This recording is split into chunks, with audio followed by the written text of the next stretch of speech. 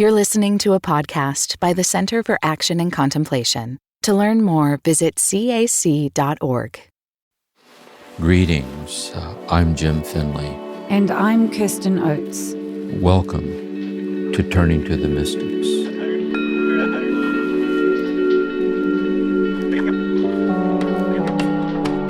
Welcome, everyone, to this bonus episode of Turning to the Mystics. And Jim and I are so excited to be here today with our very special guest, Professor Bernard McGinn. So let me tell you a little bit about him. Bernard McGinn is an American Roman Catholic theologian, religious historian, and scholar of spirituality. A specialist in medieval mysticism, McGinn is widely regarded as the preeminent scholar of mysticism in the Western Christian tradition. He is best known for his comprehensive 9-volume series on mysticism, under the general title of The Presence of God. He is Naomi Shenstone Donnelly Professor Emeritus of Historical Theology and of the History of Christianity at the University of Chicago Divinity School, and serves on the committees on medieval studies and on general studies. Today, we're so excited to tap into Bernard's profound expertise and love of Christian mysticism and gain further insights into the 2 Rhineland mystics Jim shared this year, Meister Eckhart and Mechthild of Magdeburg.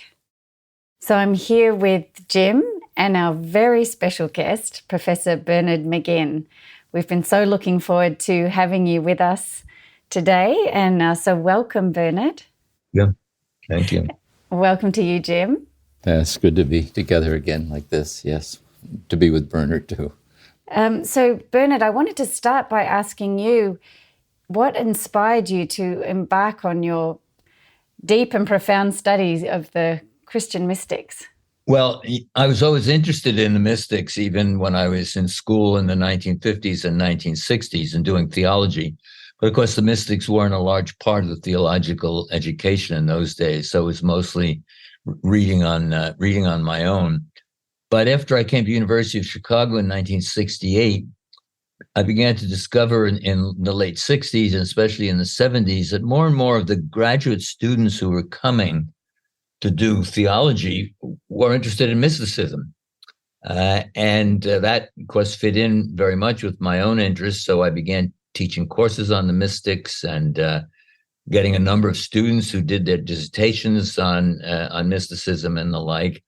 And about the late 1970s, close to 1980, I realized that there was no adequate theological treatment of the mystics in English. There were numerous good studies of particular figures, excellent studies, but there was no really serious theological history of Western Christian mysticism, which I thought would be very important for the students who were coming and the students that I thought were also, in a sense, in the pipeline. So I envisaged my history originally is about 1980, 81 as having 3 volumes, so a kind of substantial history. But as I got into it, it grew and grew and grew, and so eventually it reached 9 volumes, which I finished off in 2021. So it's a much bigger project than I had anticipated. But I think it's fulfilled its purpose. I know it's very widely used, even for relatively big books. It's been translated into a number of different languages, and it's been part of not something that's much, much bigger than me and bigger than any of us. That's the turn to mysticism, which has been so crucial a part of both religious studies academically, but also of living the Christian life in the last 40 or 50 years. I can remember the 1940s and the 1950s when the mystics were, what we used to call rare birds. There were a few of them, but people weren't very, they were just put on the shelf there. Oh, yeah, there's Teresa of Avila. There's someone.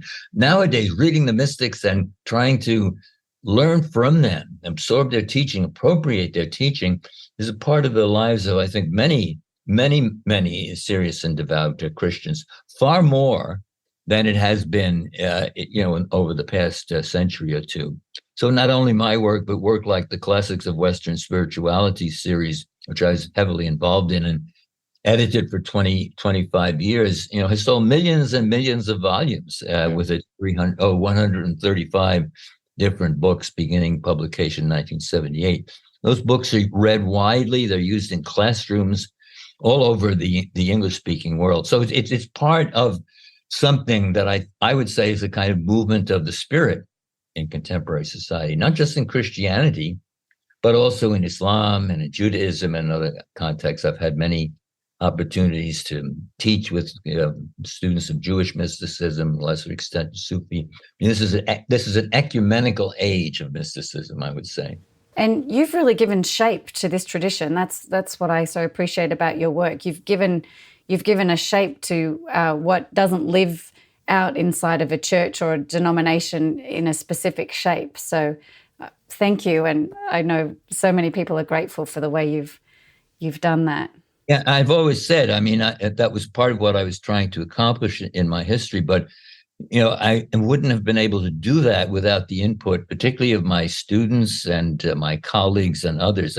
I taught all these things, and the reaction I got in terms of trying to present them in class, and the comments I had both from my students who went on to write dissertations, from my colleagues who also got very interested in that shaped the history, as much as my own efforts to do that. So again, it's a collaborative exercise. Mm-hmm. I'm curious about how the mystics impacted you personally and your own kind of spiritual path.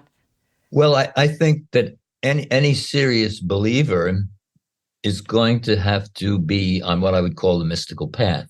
That is, their purpose of their life is to find deeper contact with God. Now, that's why I talk about mysticism as existing on a continuum. There are the great mystics that we all read who have gone far on this journey, much, much further than the rest of us. But I think anybody who's really interested in a serious religious life, and from many traditions, they're on that path already.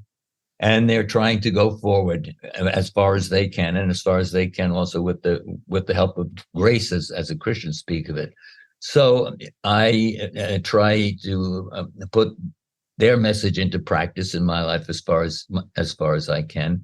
I do think it's a discipline, that needs a certain commitment in terms of the way you live, in terms of the way you pray. I don't see how anybody can be a serious mystic unless they pray in some way, not necessarily have it in the formal ways that often have been used in the past, but that attempt to find a contact with God by turning your attention to God, which is the essence of prayer. I think that's part of it. And I think that the more that I have studied the mystics, the more that I've recognized that's a kind of necessity, because it can't be an abstract study. Other aspects, perhaps of the religious life, can be more or less abstract, but I don't think the study of spirituality, mysticism in the broad sense, can be it's self-engaging. Mm-hmm. It has to be personally appropriated if you're really going to understand what's going on, rather than just kind of look at it from the outside. At least that's my own take on studying mysticism. Mm-hmm. Like a kind of heartfelt participation. It's not just learning something. Right. Yeah. And living the mystic life is also reading the mystics. I think you said you were doing Guigo the second. Well, Guigo's exercise start with Lectio. Good, yeah. And that's the foundation. That's the foundation of the spiritual and mystical life. And the Lectio that we do today is very much reading of the classic mystics in the past. So it's a development out of that medieval pattern that Guigo once announced. And I think Lectio then is absolutely crucial. And I think that's why so many people have turned to reading these mystical texts, many of which were not available 40 or 50 years ago. A few of the great mystics were, but now almost all of the great classic mystical texts have been translated, not just in the classic series, but things like Cistercian publications and various other publication projects in other languages as well. But I'm thinking primarily here of English. And I think that necessity for careful reading of the great classic mystical texts is foundational.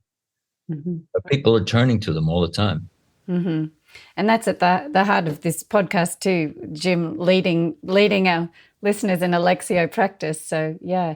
Jim, did you have anything you would like to chime in with here? Yes, I would. For you to expand on what you're saying is that one of the things Merton once said in the monastery to the novices, he said he believes that there were many people in the world, this would have been in the 60s, early 60s, many people in the world that were being led into more mystical dimensions of God's presence in their life, but they had no one to help them understand what was happening to them and no one to offer guidance in it this way. And so when I left the monastery and started leading retreats and with the podcast, I found that's really true. And so one thought I have that comes through in the mystics, I want to pick up on what you're saying, is that we're living in incremental realizations of infinite generosity of God, so that even the least sincere stirring of God's presence in our life is the presence of God. And we're already on the same path, like a continuum that the mystics are on. And that's what I hear you saying too. It's like an endless enrichment of this unfolding generosity like this. And therefore, would you say then there's no, the mystics, the classical text seems so concerned in helping us to discern like the turning or the touch or how to offer guidance, but there's no decisive point at which it becomes mystical. It's like it's a qualitative enrichment. And this is why it's so important, not to think of the great mystics as somehow a different species of humanity. That's right.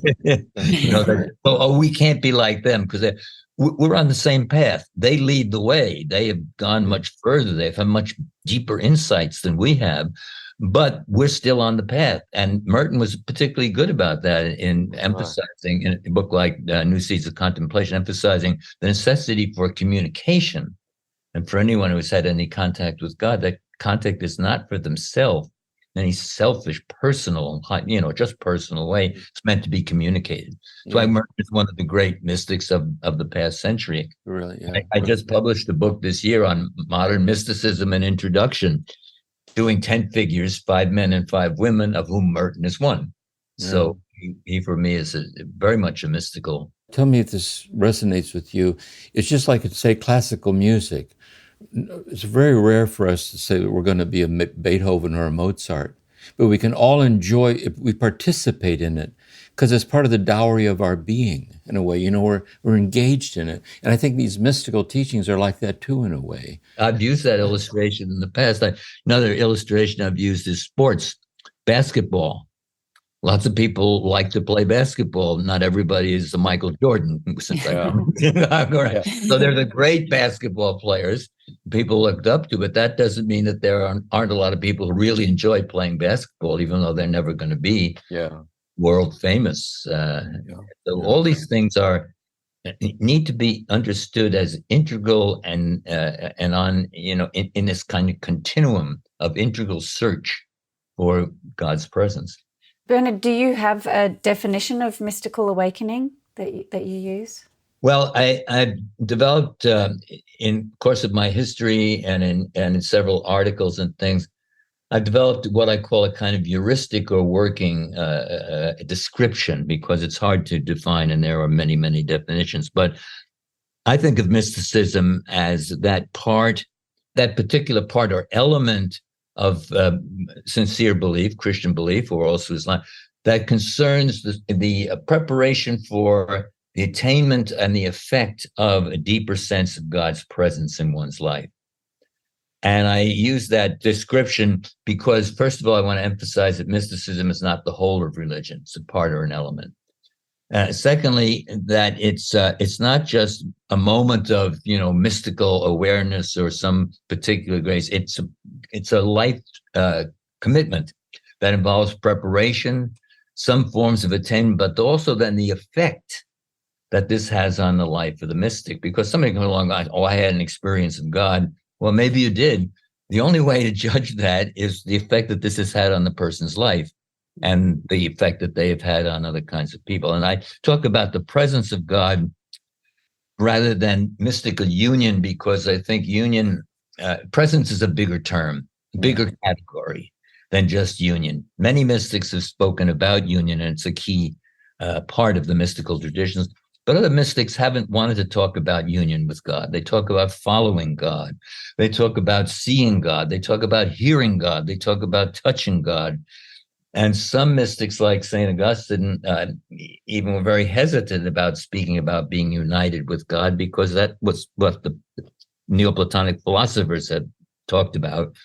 And Augustine wanted to differentiate his sense of God's presence from what Plotinus and others have said. So that's that kind of heuristic description is what I've worked with over the course of the years. And it's a very generous and general, general picture. Many people would say, well, that's not definite enough. The mystic tradition is too broad, I think, to be narrowly circumscribed by very strict definitions. So my definition is messy, but I hope it's more inclusive. I'm thinking now of seeing people in spiritual direction, like sitting with people and talking to people about the awakening.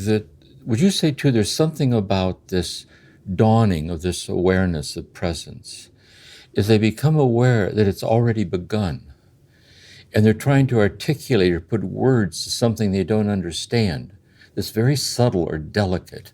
Would you say that's often true? It kind of is like an awareness of something that's unfolding out of their heart. It's a oneness that's already resonating in them. They don't know what to make of it.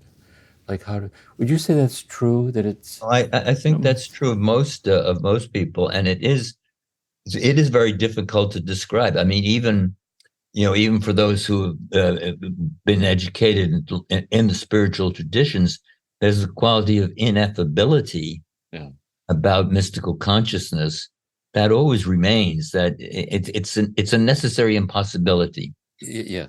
To really define, to really talk about mysticism. It's really impossible, but it's necessary. Yes. It has to be done. So you have to try to communicate what really in the long run cannot be communicated. And that's part of what makes, I think, the mystical traditions so fascinating, is that people are up to an impossible task, but it's a task that they feel called to by what they have felt in their hearts, and therefore what they feel that they would like to communicate to other people, to invite them, onto the path. Would you say, too, another interesting thing, I'm thinking now spiritual direction again, this kind of thing, is that it's like two people sharing this. Neither one can explain it, but you can tell when you're in the presence of it. That is, you can tell when you yourself have been quickened by it, you can tell you're in the presence of someone who's being in the process of being quickened.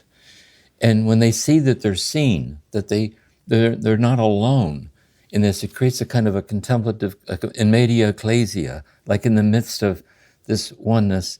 And my second thought I'd ask you to respond to, somewhere in Aquinas in the Summa, he talks about knowledge by connaturality.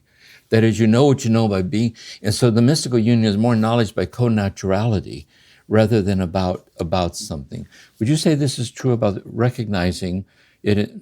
You see that you're seen, there's like a resonance, like creates, and then secondly, this co-natural, like the actualization of a divine potential in all of us as persons created by God in the image of God. Yes, connaturality, is a very fine term, and what Aquinas has to say about that, I think, is extremely useful, because it's very different from what we call scientific knowledge. Yeah, that's right. That you can circumscribe and you can define and you can put into categories and even formulas. Mystical knowledge isn't that way at all.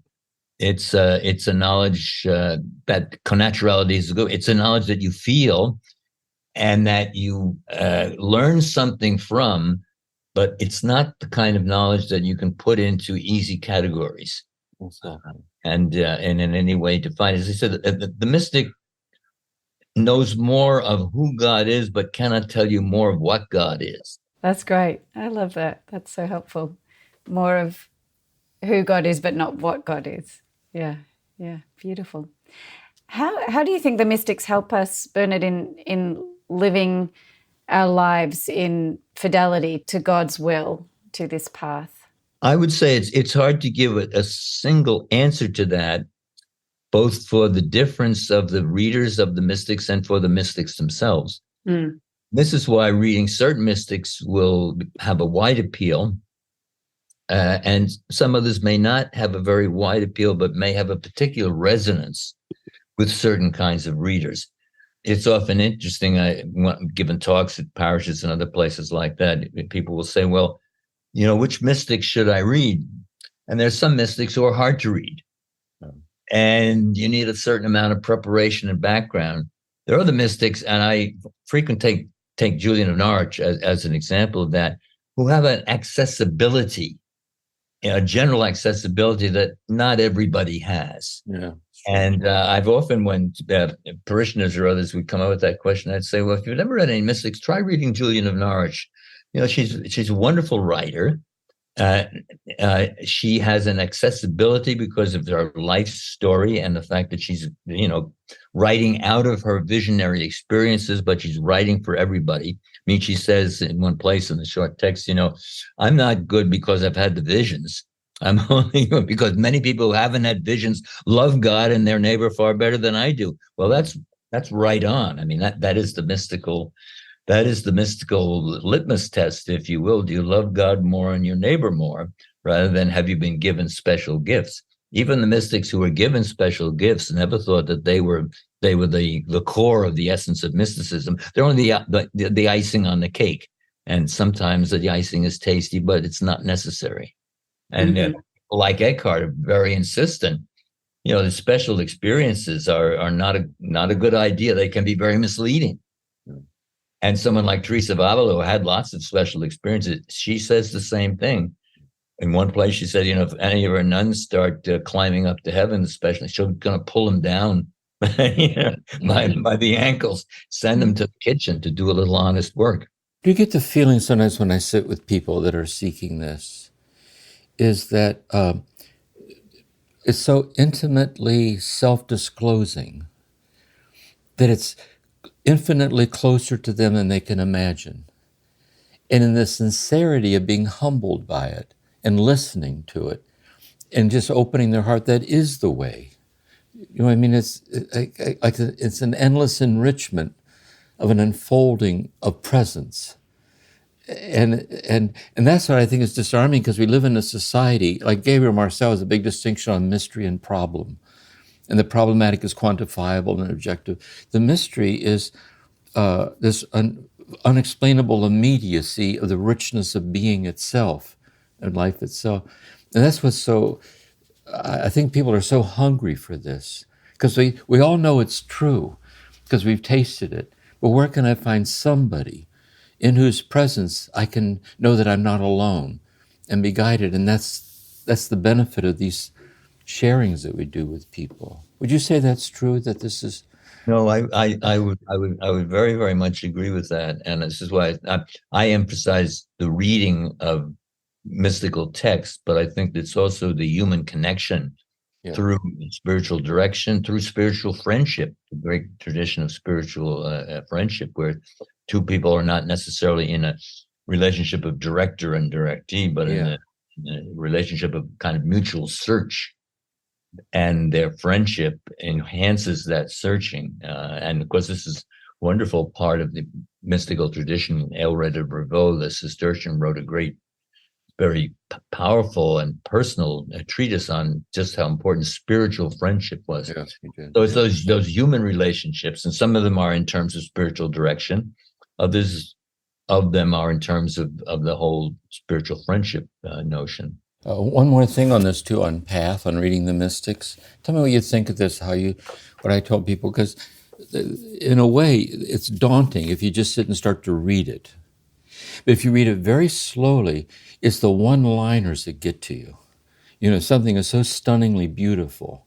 And if you would sit with it as the Lectio itself in a meditation way, and the more you do it, the more you connect the dots, the more you're being mentored by them into how to move spaciously in a kind of a oneness with them. Does that make sense in the Lectio of reading mystics rather than? Yeah, and the whole notion of Lectio Divina, as it's been revived, emphasizes slow reading. That's right. Which is exactly the opposite, of course, of so many people today were fast reading. You have to read so much, et cetera, et cetera. The spiritual traditions, mysticism, are based on slow reading. meditative reading, ruminative reading, as the monks used to call it. That is just taking a bit of text and chewing it for its inherent wisdom. I mean, a good example of that in Meister Eckhart's sermons. You just sit down and read a lot of Eckhart's sermons, you'll get lost. I mean, your head is spinning. If you read an Eckhart sermon, they're not terribly long. If you read it very slowly and meditatively and go back and read it, you'll get a tremendous amount out of it. It's meant to be read as a form of Lectio Divina. And this is true of many other mystical texts as well. So academics may have to read these things more rapidly to try to make categories out of them and fit them, but people who are reading primarily for the spiritual benefit, slow down. The slower you go, the better it is, I think. And one more thing to unpack, this thing about reading the mystics. It's something that struck me when I was in the monastery, chanting the Psalms. And the monks chant the Psalms over and over, like chanting. And some of them, they've been doing it for years. And you get the sense of the endlessness of it. It's a non-linear kind of tea. And I often think my library here with the mystics, you can pull any of the books off the shelf, randomly open and read one paragraph out loud, and everything they say is it.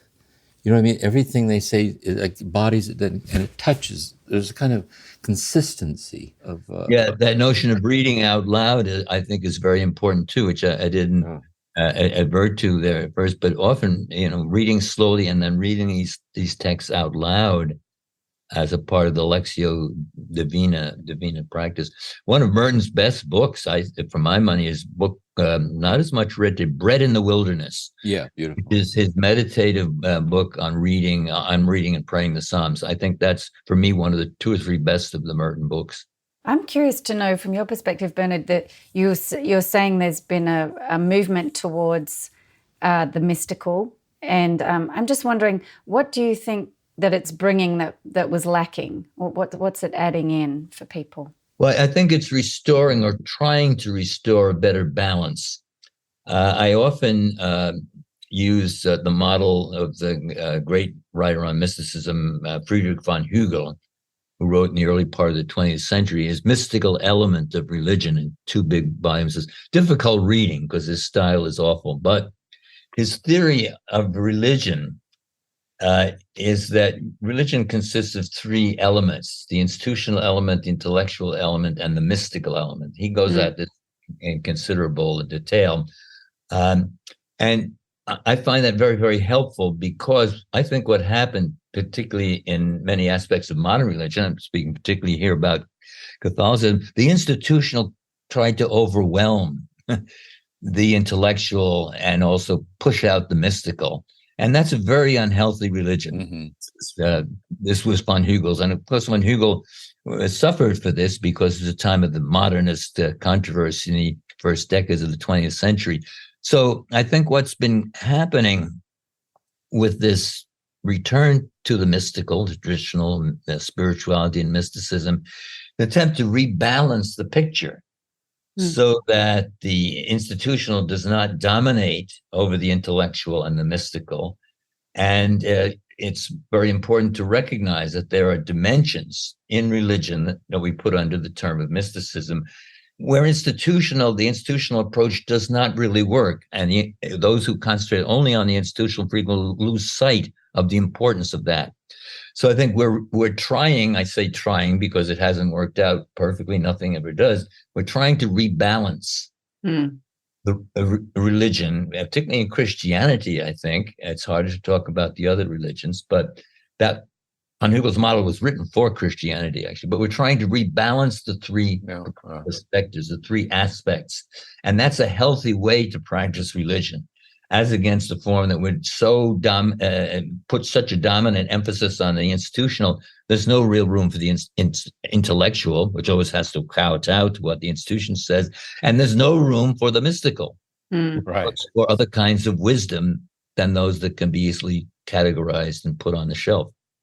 Yeah, that's helpful. And the mystical being, I don't need to go into a church to find God in my experience. I can... Well, I would say it's fundamentally a search for the presence of God. It doesn't have to be opposed to the institutional, That wasn't what von Hugel was trying to say. What von Hugel was saying is that you have to try to balance the three. If one says, I don't need the other two, or if one says, I can dominate the other two, then you're sick. Your religion's a sick religion.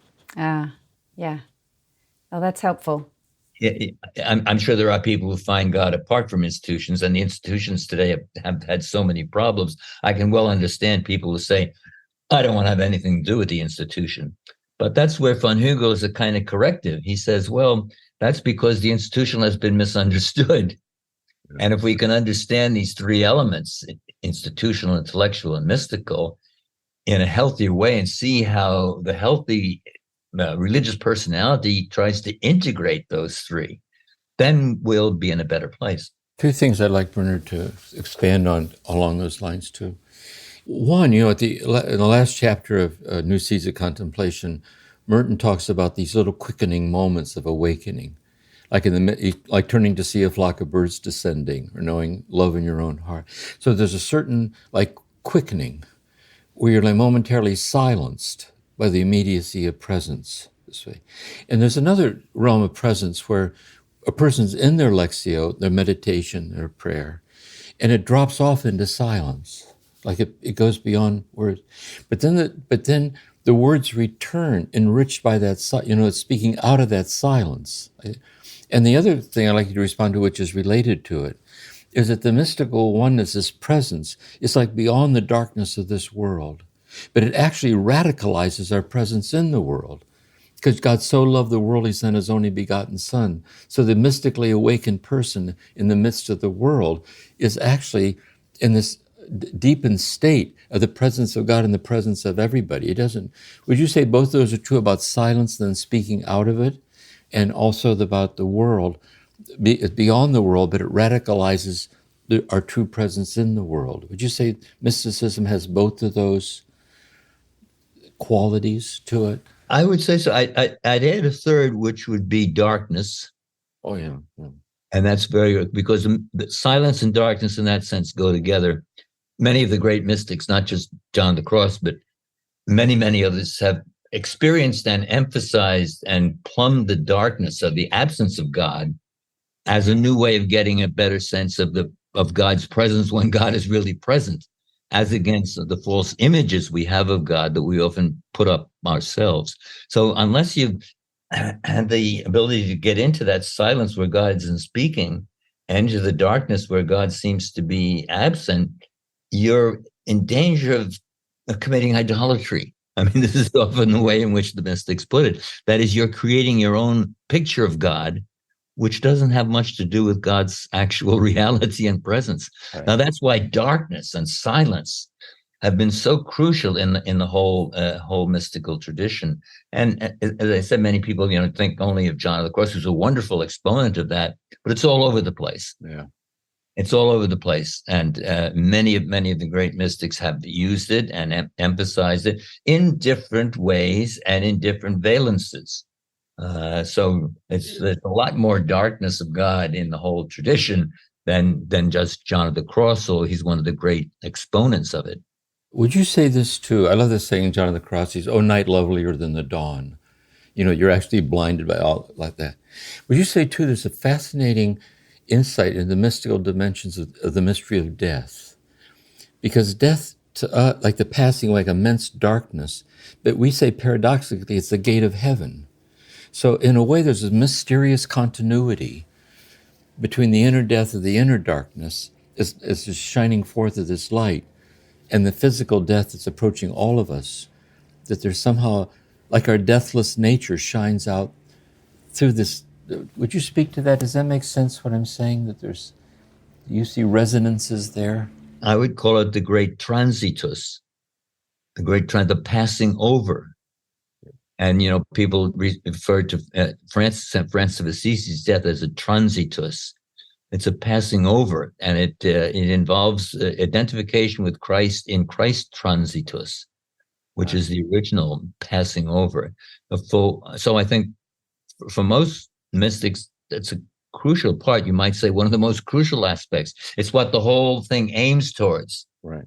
Passing over into God, but you don't do that in a full sense until you pass over through death, the way Christ had to go through death in order to achieve his resurrection. Yeah. So, and all the mystics who speak about, what I call dereliction, mystical dereliction, was much more beyond mere suffering. Mystical dereliction and desolation, they always put it under the category of Christ's passion and death on the cross. Yeah. My God, why have you forsaken me? Yeah. Although it's also in the Old Testament, particularly with Job.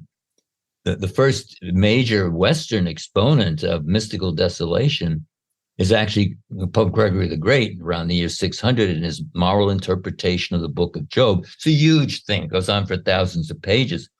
But Gregory was very much attracted to Job because Job's suffering for him was a model, a foretaste, a prefiguration of the suffering of Christ. And also it was in Job and in Christ on the cross that Gregory sees the meaning of his own suffering, because he was in ill health for much of his life and apparently suffered a good deal. So there's a lot of mystical desolation in Gregory the Great, 1,000 years before John of the Cross, actually. Would you say that this transitus, this crossing over, that in these deep realizations we're already crossing over, but it's hidden? But when our death comes, we cross over in the light of glory. Would you say that's true, like epistemology of realized eschatology, like it's already happening, but it's obscure, hidden. But when biological death comes, the transitus, there'll be nothing hidden in it. Do you think that's true, or do you think that's... No, I think it's maybe hard to realize for people to wrap their mind around that the moment of passing over in death is crucial. It's the goal, actually, of that mystical path that we've been talking about. Yeah. And this is why, meditating on death, memento mori, was always a big part of the mystical tradition. But it was not, in that sense, it was not meant to be a negative, fearful thing. Exactly. It was meant to be a meditation on what will complete it, what will bring it to fulfillment. Mm. And that's why much of what the great mystics have written about death, I think, can be very... Francis of Assisi, again, is a marvelous model of this when you look at his life. But when you look at his sparse readings, but especially the Canticle of the Sun, where he hymns Holy Sister Death. And it's obvious Francis is waiting to greet Sister Death as a very crucial part of that, of his transition, his transitus.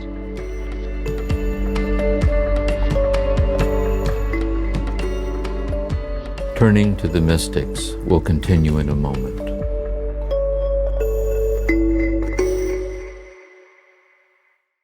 Many of us feel increasing anger at injustice, violence, and indifference in our world today. Join us March 14th for What Do I Do With My Anger? An online gathering featuring Richard Rohr and Brian McLaren. Learn ways of transforming anger into loving action. Inspired by Father Richard's new book, The Tears of Things. Register today at cac.org/anger. That's cac.org/ANGER. What does it mean to embody salt and light? In 2025, Richard Rohr's daily meditations turn to Jesus' timeless metaphor for reflecting love into the world. Amid this season of uncertainty, join us in living with trust, being salt and light. For 18 years, the daily meditations have inspired thousands of readers like you. Subscribe today at cac.org/saltlight2025. That's cac.org/SALTLIGHT2025.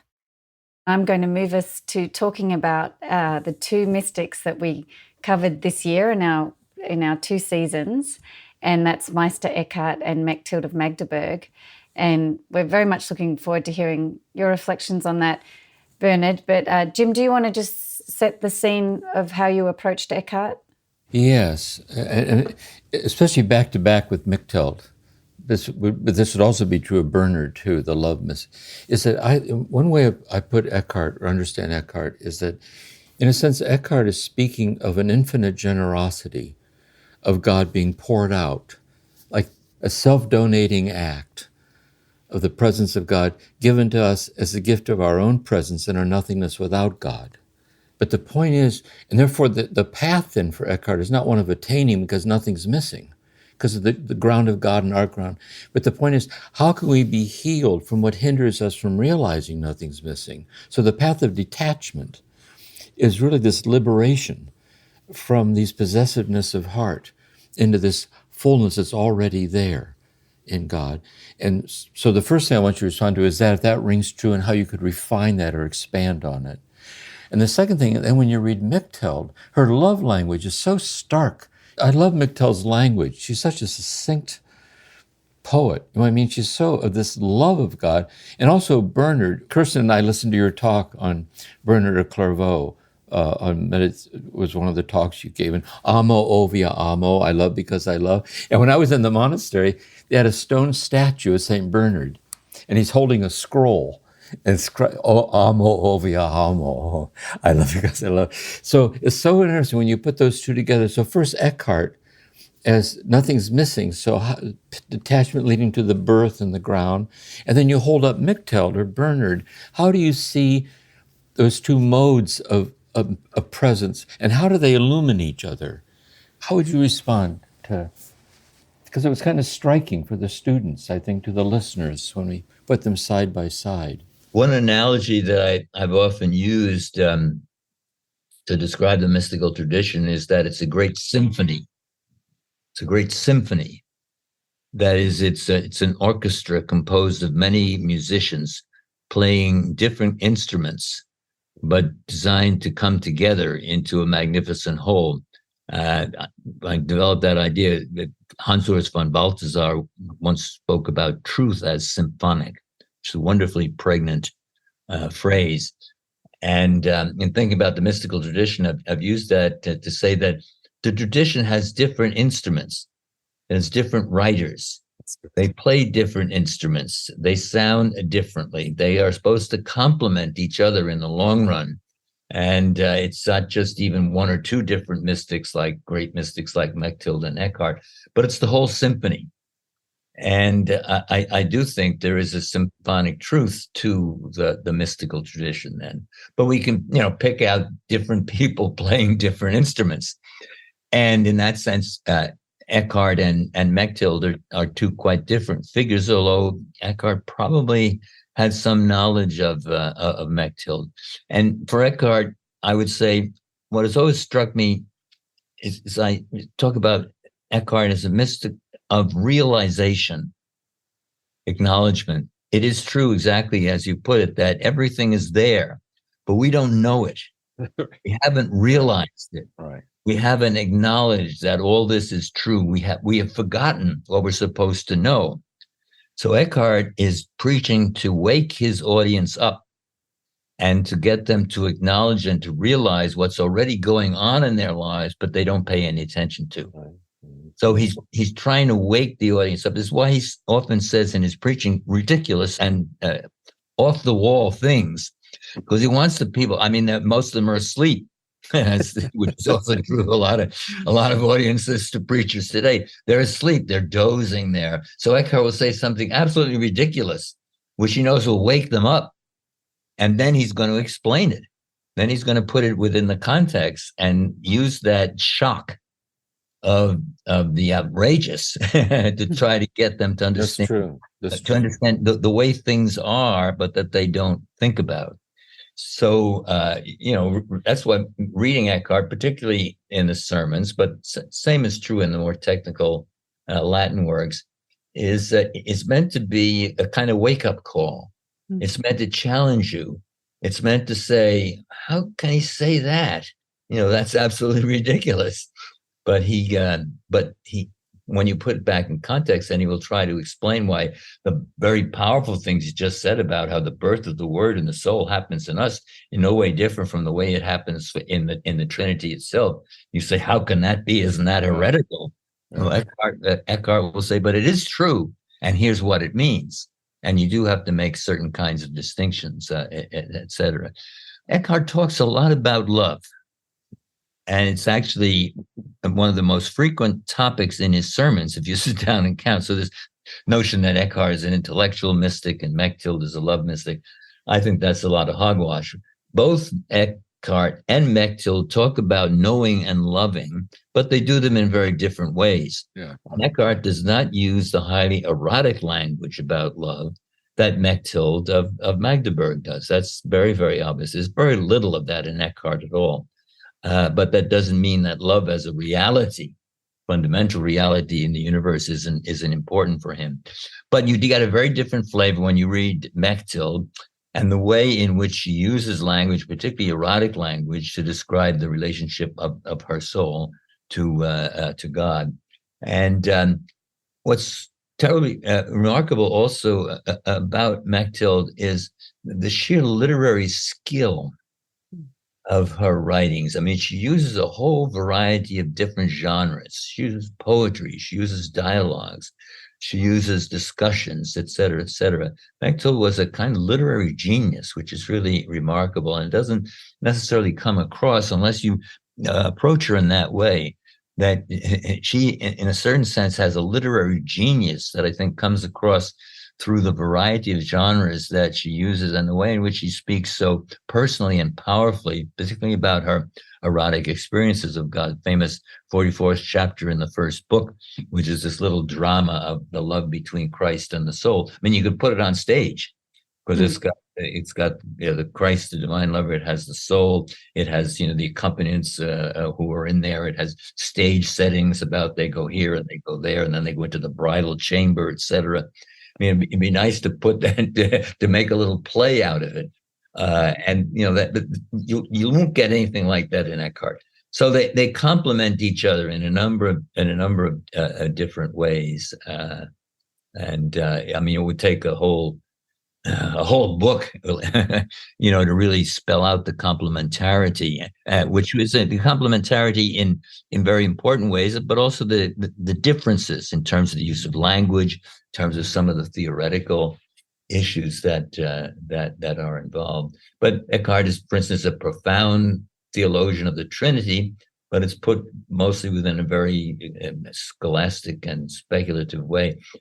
Mechthild brings you into the Trinity as a living conversation between the three persons of the Trinity. It's called the Council of the Trinity, Concilium Trinitatis, where she brings you right in there. You can hear them talking to each other about what we're going to do with the world and how we're going to predestine Mary. Mary is an important part of the Concilium Trinity. We're going to predestine Mary as the mother of Christ and bringing the word into the world. So there's a literary and a dramatic, I suppose is the word I'm looking for, dramatic sense in Mechthild that I think is not there in Eckhart. They're different people. Ben, could you unpack the path of detachment?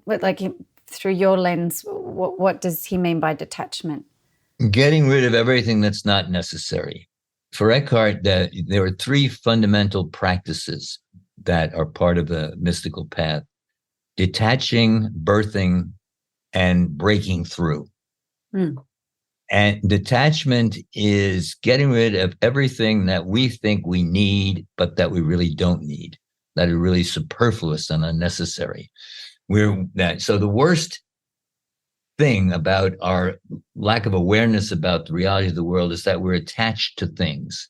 We think that they belong to us. We grab them and we want to enjoy them and hold them to ourselves. For Eckhart, that's the primary mistake. You can't do that because that's absolutely impossible. You have to recognize that nothing belongs to you. You have to detach yourself. And you detach yourself not only from all the things that you think are so special, you have to detach yourself from yourself. Mm-hmm. And in the long run, you even detach yourself from God, at least God as you conceive of him, because the God you conceive of him is always going to be limited. It's going to be, in some sense, an idol. So detaching is absolutely crucial. Detaching is what allows you to recognize what's happening inside you. What's really happening inside you is the birth of the word in the soul. And the word is always being born in your soul, whether you realize it or not.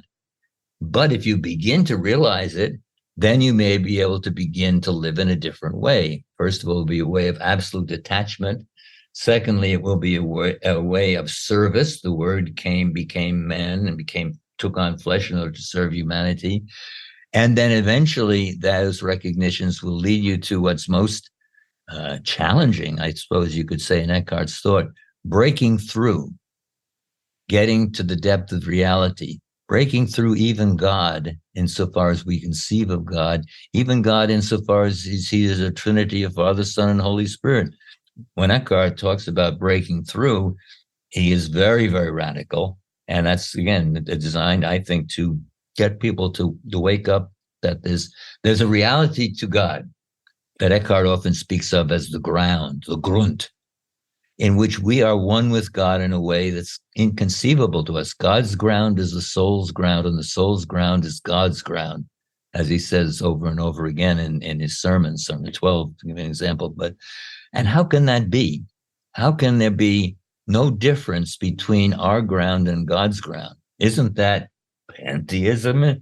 Isn't that heresy? Isn't that dangerous stuff? Shouldn't we burn this guy at the stake for making statements like that? Well, Eckhart said, I'm trying to wake you up. If you can only realize that your ground is God's ground and God's ground is your ground, then you could begin to live the way God lives. And how does God live? God lives without a why. Without a why. Ona varumba, sunda varumba. That's the only way to live, without a why. That's Eckhart's ethics. The only thing you have to do is to live without a why. but why do we have to live without a why, Bernard? See, notice how the ego's addicted to searching for, that's what he's trying to break open, I think. Right?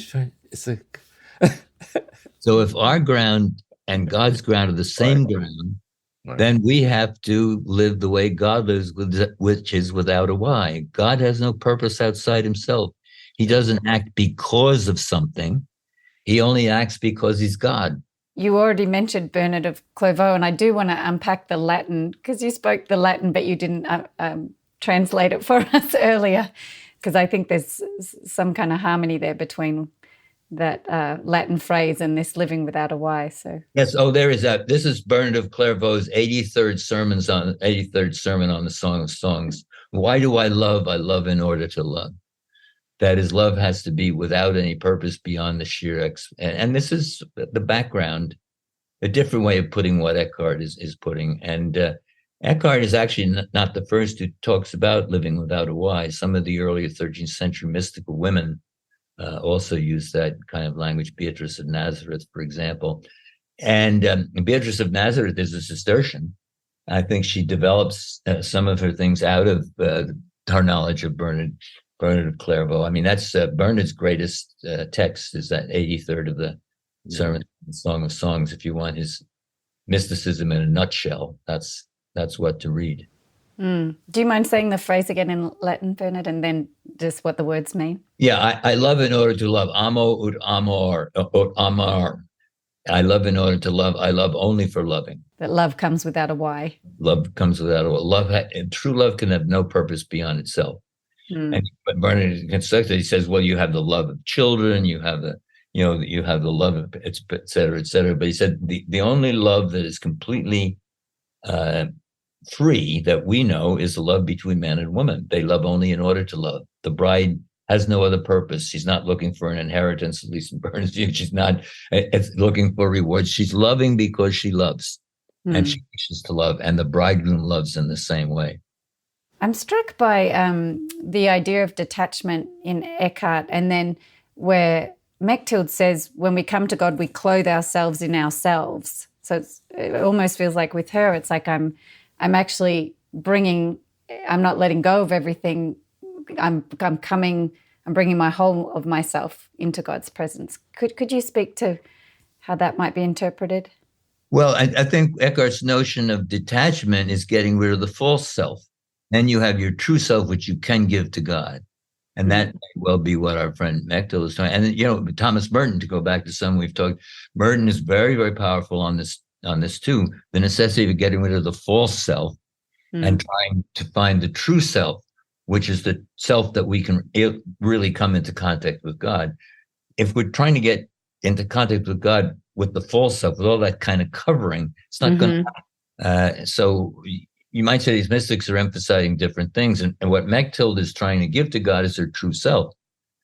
What Eckhart is saying is that you can't do that until you get rid of the false self, until you unload all of that baggage. And that's what Merton was saying, 800 years later. Because one of the most powerful things about Merton's mysticism I found as I was writing up this chapter on him was that emphasis over and over again in all of his writings about getting rid of the false self and really analyzing yourself, because we fool ourselves so easily about, what is our true self. Merton was very, very forthright about how much of the false self remains in all of us, no matter how hard we try. But we've got to keep trying. Once I was at spiritual direction with Merton, and I asked him what he thought heaven was like. And he said, well, one thing for sure, there won't be much of you there. He said, that's why we'll all call it heaven, that there's no egos in heaven. There's the divinity of ourselves shining forth. That's a very good answer. And one more thing, I'd like to say one more thing about Merton, is so true, is that the true self is the self right at this moment that's being actively created by God, being given away to us as the truth of ourself. That there's no separate self that has to try to find its way to God. For God to be is to give being, for us to be is to receive being, like Eckhart. There's a meeting, point vierge, the place that oneness, that the true self is found there. And they're one thing being looked at from two different perspectives. Exactly, yes. And I think what's striking about Eckhart too is that he lived in the world. And I think our listeners enjoyed hearing from a mystic who wasn't, locked away in a monastery, but was very active in the world. And I just wonder if you have any thoughts on that, Bernard, how that influenced his teaching.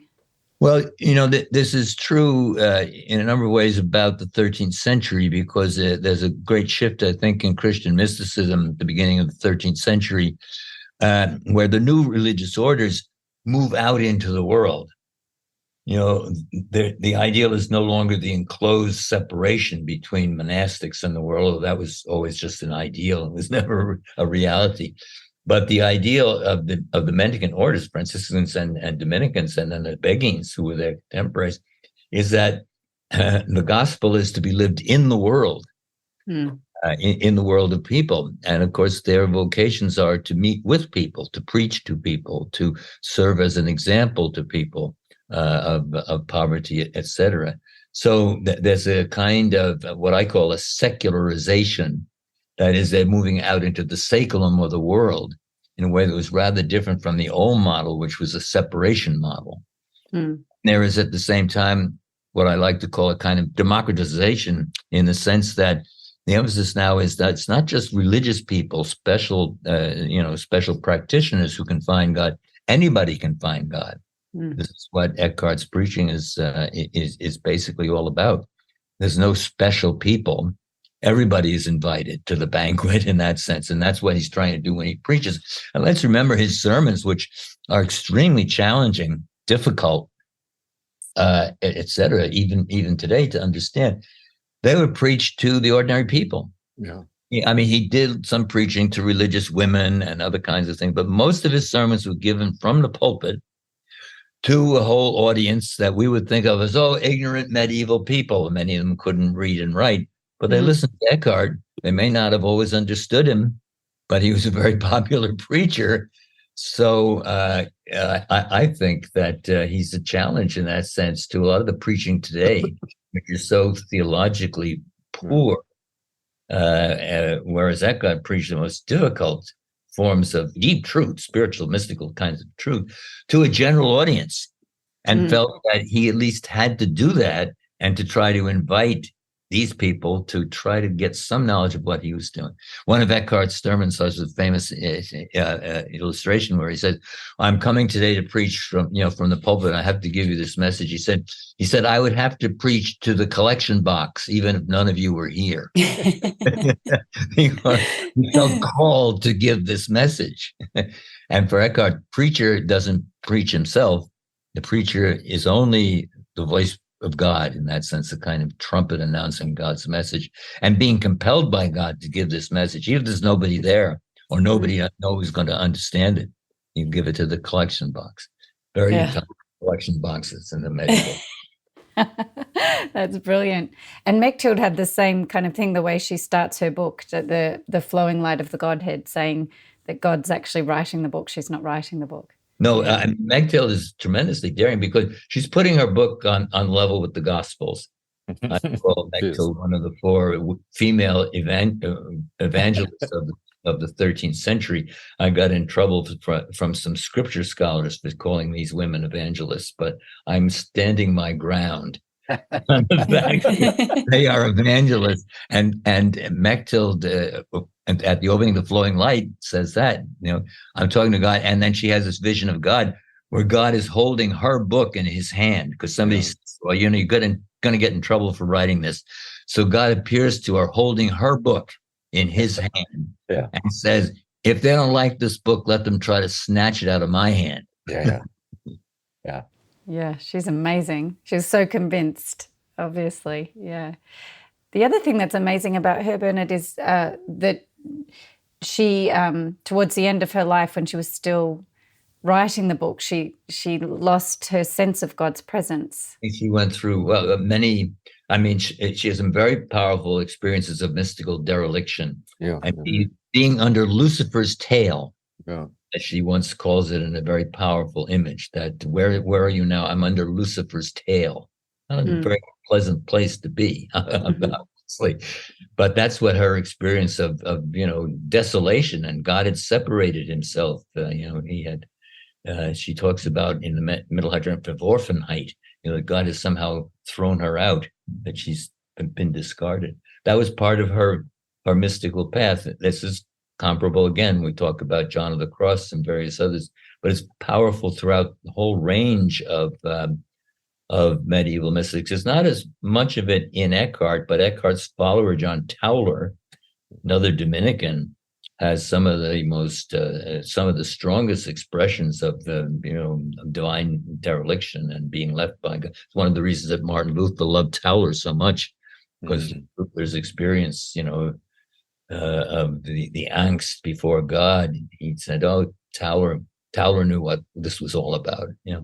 To me, in a way, it gives credibility to this mystical path, because they've touched something so deep that even when they can't experience it directly through the senses, they stay true to it. Yes. Well, I mean, I think it's not that it's any less painful. That when you read the mystics, it's tremendously painful, but they have the wisdom, or been given the wisdom, to recognize it's a crucial element of what God's plan for them is. And also for many others. I mean, and Teresa has some powerful visions of hell. She's being consigned to hell in one famous chapter in the Life, where she feels that she's been sent to hell, and she's being put in a little box in hell there to rot for all eternity. So she felt it too, although it's not as central a theme in her writings as it is in John of the Cross, but it's certainly recognized. And don't forget, it was Teresa who made the famous statement about God. Why, she asked God, why he was sending her this suffering, and she said, "Now I can understand why you have so few friends. This is what you do to your friends." So it's almost like forced path of detachment. Well, yeah, that's part of I think that's part of the process. And this is why, Eckhart never talks about what we would call ascetical practice.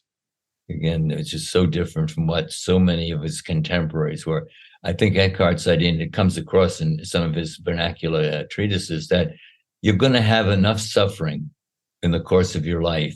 You don't have to seek out more suffering. That's only an attachment, actually. You're attached to your own suffering. So isn't it wonderful that I can suffer so much? No, for Eckhart, suffering is going to come your way no matter what. So you don't seek out other forms of suffering. You learn to accept what suffering comes your way in the same spirit that Jesus accepted the cross. Quite powerful. Eckhart's famous Book of Consolation. This is the essence of the Book of Consolation. Don't seek suffering, but learn how to deal with suffering. You're going to have to encounter no matter what you do. Nobody is going to avoid it.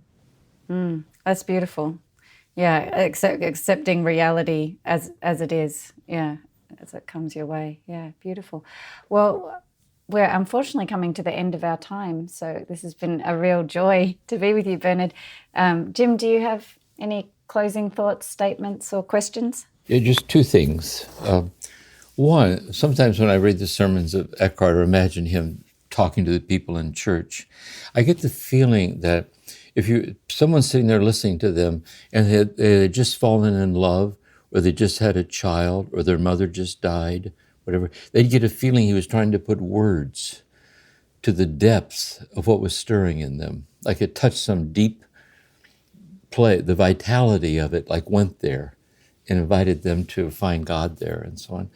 And like life. And the second thing I want to share in closing is I'm so grateful to you, Bernard, for your years of commitment and how many people that you've helped, like a contemplative ministry, touching the world in this way, in a very kind of pastoral, scholastic clarity.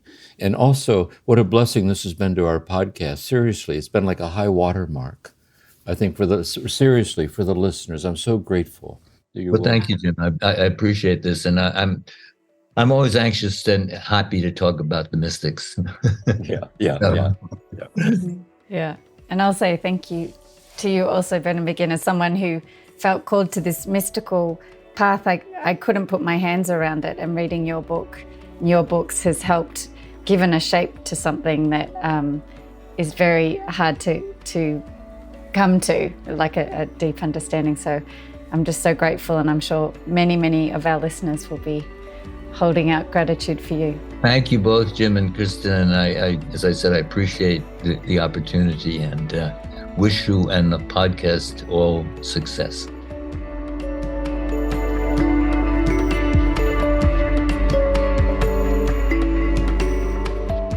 Thank you for listening to this episode of Turning to the Mystics, a podcast created by the Center for Action and Contemplation. We'll see you again soon.